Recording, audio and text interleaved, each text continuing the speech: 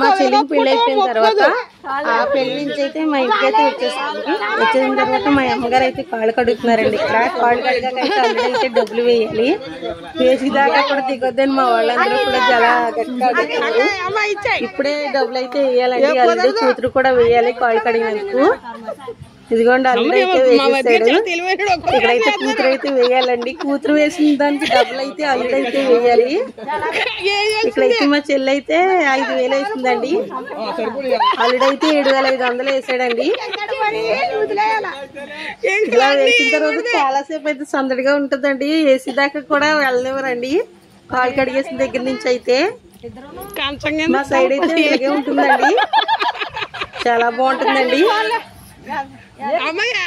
తర్వాత కూతురు కూడా డబ్బులు అయితే వేస్తుందండి. ఇద్దరు కూడా డబ్బులు వేసాక దిగుతారండి. 4,000 వేయాలి మధ్యగారు తప్పదు. ఇంకా చూసారు కదా, వీడియో కనుక నచ్చితే లైక్ చేయండి. ఇటువంటి పల్లెటూరు వీడియోస్ కోసం అయితే మన ఛానల్ అయితే సబ్స్క్రైబ్ చేసుకోండి. మీకు ఇటువంటి వీడియోస్ అయితే వస్తూనే ఉంటాయి. Thanks for watching.